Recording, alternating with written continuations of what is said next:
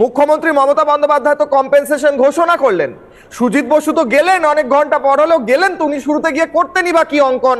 ফিরহাদ হাকিম গেলেন, মমতা বন্দ্যোপাধ্যায় কম্পেনসেশন বলে দিলেন, সব তো কিছু ঠিকই আছে। আপনারা বেকার বিরোধিতা করে বলছেন সব দোষ নাকি রাজ্য সরকারের। কি বলছেন কি আপনারা অঙ্কন? মমতা বন্দ্যোপাধ্যায় মানুষের জীবন নিয়ে রেড চার্ট বাঁধতে এবং রেড চার্ট মেপে পয়সা দিতে উনি ওস্তাদ। উনি এটাই বুঝেছেন, ধর্ষণ হলে যেমন বিবাহিত কোনো নারীর ধর্ষণের কি রেট রয়েছে, অবিবাহিত কোনো নারী ধর্ষিতা হলে তার কি রেট রয়েছে, ওটাও উনি রেড চার্ট বেঁধে দেন।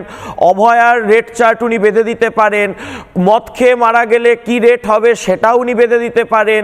দুর্ঘটনায় মারা গেলে তারও কি ক্ষেত্র বিশেষে কি রেট হতে পারে উনি বেঁধে দিতে পারেন। কারণ এই টাকাটা তো মমতা বন্দ্যোপাধ্যায়কে দিতে হচ্ছে না, টাকাটা যাচ্ছে আমার আপনার ট্যাক্সের টাকা।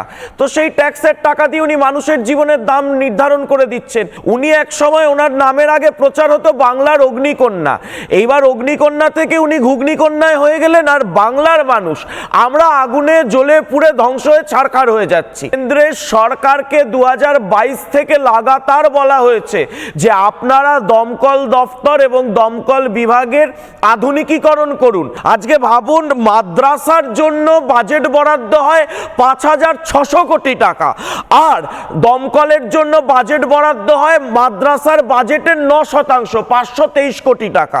তার জন্য কেন্দ্রের সরকার 376 কোটি টাকা আরো অ্যাডিশনালি পৌঁছে দিয়েছে যে আপনারা কাজটা করুন। কিন্তু তারপরে আপনি বলুন তো কোথায় দমকল দফতরে 16,000 শূন্য পদে নিয়োগ? কোথায়, কবে হবে এই নিয়োগ? যারা যারা রয়েছেন তাদেরকে প্রপার ট্রেনিং দেওয়া হচ্ছে না। এই নিয়ে দমকলের কর্মীরা 2015 সালের পর থেকে বলছে ট্রেনিং সেন্টারগুলো যেগুলো ব্যারাকপুরে। আমার একটা প্রশ্ন আছে, আপনি এখনই ক্ষতিপূরণের কথা বলছিলেন অঙ্কন, আমার একটা প্রশ্ন আছে। রাজ্যের মুখ্যমন্ত্রী মমতা বন্দ্যোপাধ্যায়, রাজ্যের মুখ্যমন্ত্রী অভিভাবিকা, তিনি নিজেকে বলেন রাজ্যকে নাকি তিনি আগলে রাখেন, সামলে রাখেন।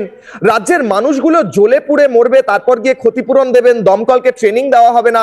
একটু আগে উদয়বাবু যে কথা বলছিলেন, ভয়ঙ্কর অভিযোগ করছিলেন। আমার প্রশ্ন হচ্ছে, ক্ষতিপূরণ তো মানুষগুলো চাইছেন না ম্যাডাম। মাননীয় মুখ্যমন্ত্রী মানুষগুলো নিজেদের পরিজনকে ফিরে পেতে চাইছেন। আপনি কি বাংলার মানুষের আওয়াজ শুনতে পাচ্ছেন? আমরা রিপাবলিক বাংলা শোনাচ্ছি, আপনি যদি না শুনতে পান আবার শোনাচ্ছি, শুনুন। ইচ্ছা করে মেনে দিচ্ছে তো, যদি লাগে আগুন যদি ধরে, জিনিসটা তো খোলা থাকলে লোক বাড়াতে পারতো, বার থেকে চাবি লাগে, ইচ্ছা করেই তো মেরে দিচ্ছে, ইচ্ছা করে ঘটিয়ে। সরকারের তরফ থেকে ইতিমধ্যে 10 লক্ষ টাকা টাকাটা কি মানুষ আগে, টাকাটাই কি বড় লোক? আমার বাবাকে এনে দিতে পারবে, 10,000 আমার বাবাকে কি এনে দিতে পারবে? সেটাই টাকার দরকার।